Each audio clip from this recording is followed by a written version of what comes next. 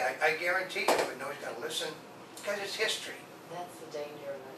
History is. That's the danger of it, and that's why some people are very much opposed to it. But they don't care because even state officials look at it as a means of fixing a budget, which isn't going to fix a budget because you're going to have to spend more for medical people that are hooked on this stuff than you are for the money you're going to make off it. And as again, like I said, will Arnold Schwarzenegger, will Geraldo Rivera, will Jack Nicholson, will all of these people that are supporting marijuana use in the state of California take personal responsibility for the first person that is killed as a result of something they supported? No. They've already said they won't, because it's not their responsibility. All they did was give people their opinion. Well, if their opinion leads to the death of someone else, basically, I'm going to tell you, it's a very big deal. A misdemeanor turns into a felony. If you knowingly support something that you know is going to hurt somebody, you then become a felon. The other person may have committed a misdemeanor. You've committed a felony. It is a felony to knowingly support something that you know is going to cause an injury or cause suffering to another individual. Good, isn't it? Yeah. That's the whole thing with illegal immigrations. That it may only be a misdemeanor coming into, coming into the, I don't know what that noise is. No, but it may only be a misdemeanor for an illegal alien to come into the state. It is a felony to get, it is a total felony to have to get a Social Security card. What about your laptop? We're standing in front of a ghostly thing, and my cell phone. We had a ghost. My cell phone is doing something. It's fully charged. It was doing. People could hear it beforehand. We thought it was a computer. Maybe no, it was a cell phone making that noise. But probably somebody was calling me or something, or somebody was checking my GPS. I got no idea. Actually, we're talking about marijuana, so maybe they were after us. Maybe. But no, it's just. I mean, I'm older than her. Yes, most definitely. Yeah, let's put it this way, I'm a lot older than her. People say I'm the creepy old person. Well, yeah. So, but I know that it's not safe like they tell people.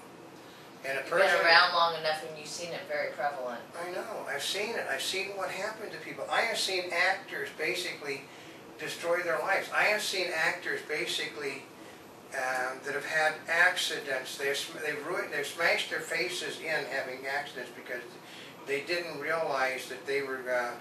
They were stoned. They didn't see the stop sign and basically been hit. Well, because part of it is just like being tired. You don't get everything, right? You're just kind of in slow motion. Or when you've had too much heat, you're just not feeling that. Or you have a cold, right? But there is no law there will be no law about driving under the influence of marijuana. It's a fill in the blank spots. Basically, it's nothing but a blueprint. This is what Obamacare is. You have to understand, Democrats tend to write things that are nothing but blueprints because they don't have the answers. They do know that for a year to 2 years, they're going to get billions of dollars in money, in revenue. Which is probably all they're after anyway. Yeah, but how do you get billions of dollars in revenue?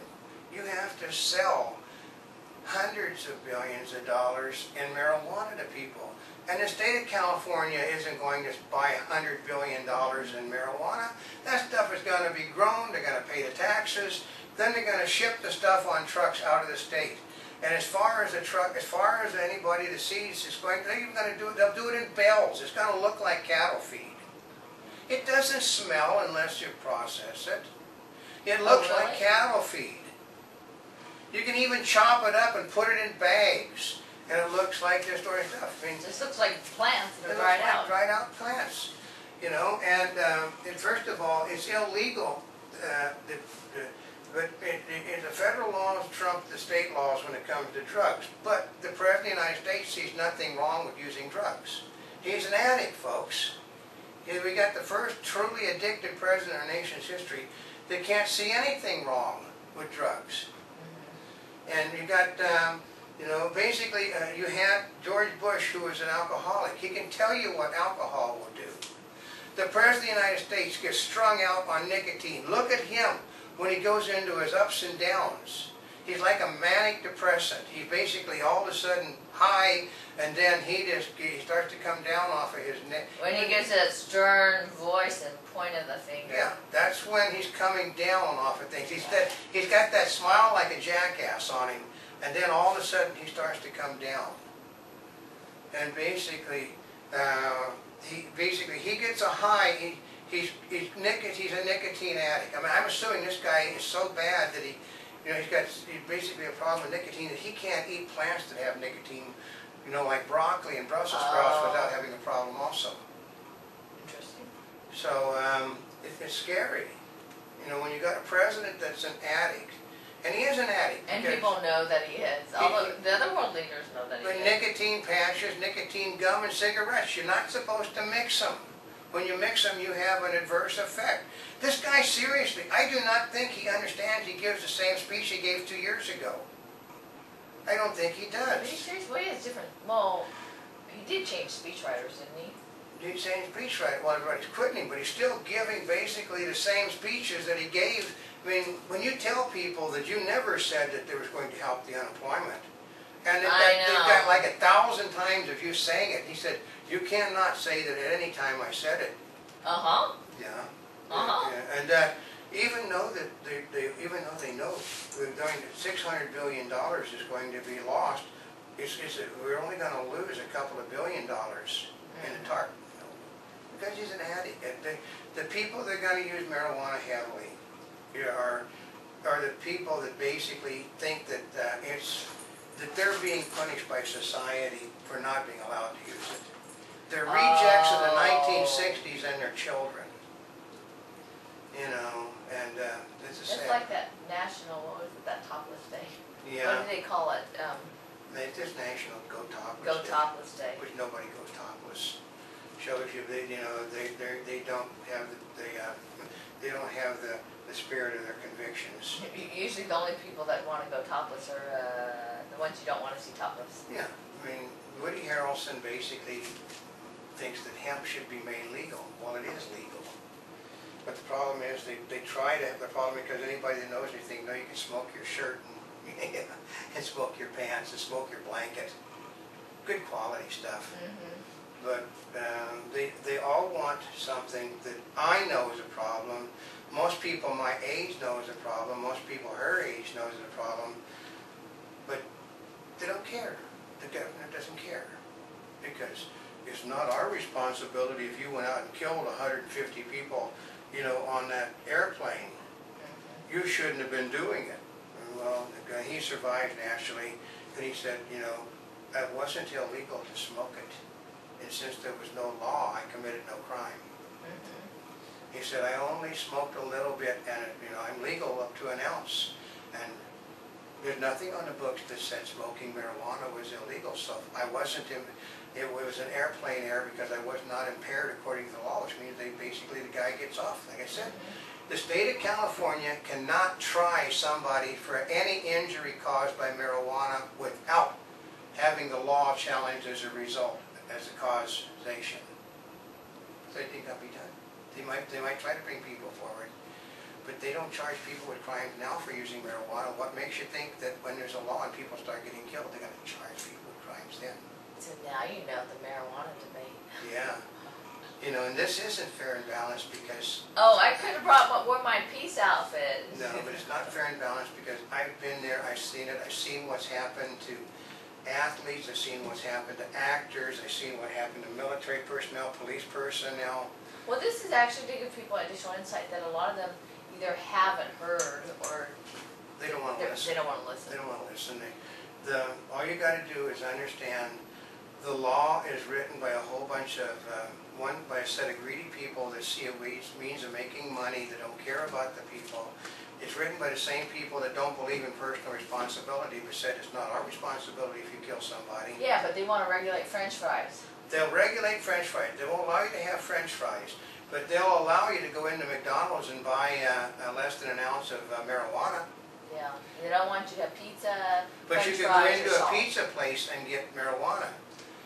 You could go into a place that wouldn't sell you beer because you were too young and sell you marijuana.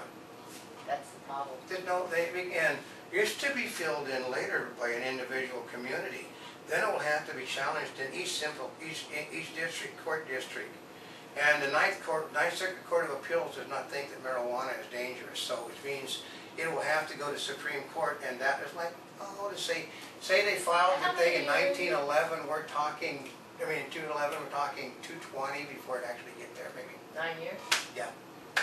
So, I'm on the losing side because it's got to pass. Actually, it's close. It's got to have 50% vote to pass. But you're going to see the challenges that arise from it. Oh, it's going to be challenged. But the problem is that the Ninth Circuit Court of Appeals will stay the challenge until such time as it can be proved that it is dangerous. It will not be proved that it is dangerous until some mass amount of people is killed. That is the only time the challenge will be taken seriously in the Ninth Court of Appeals, is when there is a huge accident. It's going to have to be a bus driver, it's going to have to be a train driver, it's going to have to be an airplane, or a boat, some means of transportation where a lot of people are killed. Or something.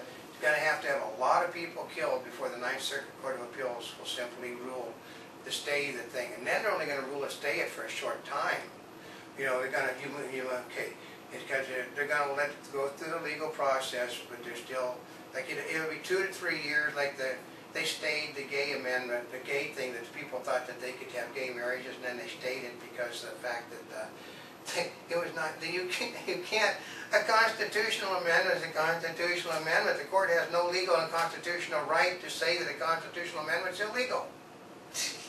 So, that's the way it works. If the state of California passed a constitutional amendment legalizing marijuana, you're stuck. But they know they can't get it done, so they're trying that's why they're trying to with a simple majority, 50%, and you can basically pass a thing that makes marijuana legal to sell. But you only have 1 ounce. Less than can't carry more than an ounce on you, and you can only grow 25 square foot per home. But if you have a business, you can grow 1,000 acres if you want to pay the taxes on it. 1,000 acres, that'd be enough for the entire state. Oakland basically has got a lot of vacant buildings, hydroponics. You're going to put a lot of migrants to work on them. Oh. You're going to see we're going to have more illegal aliens being used in that because it is labor intensive. Really? Yeah, you don't want to grow this stuff. I actually grew tobacco from my father because. Oh, you did? Yeah. God, it was the most. I did it because my father likes good smoking tobacco.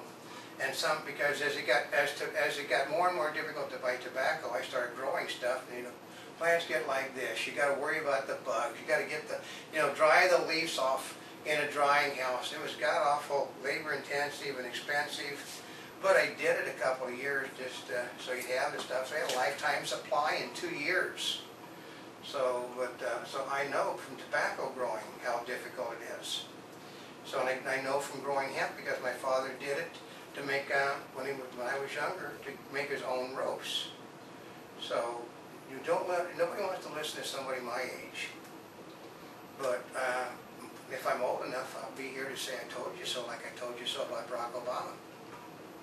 So until next time, this is okay. And this is not a spring chicken. We're here yesterday, today, and tomorrow. And for more information, You can go to www.monjibubbles.net on the net. wherever you're watching us, subscribe to us, follow us on Twitter. Yeah, and then watch us on 3D because we're getting ready to do something very exciting on 3D starting this week. Yes. Trade show coverage in 3D. And thank you once again for over 40 million links on the internet. And get my lights off, turn this thing off, go put the other thing, get something.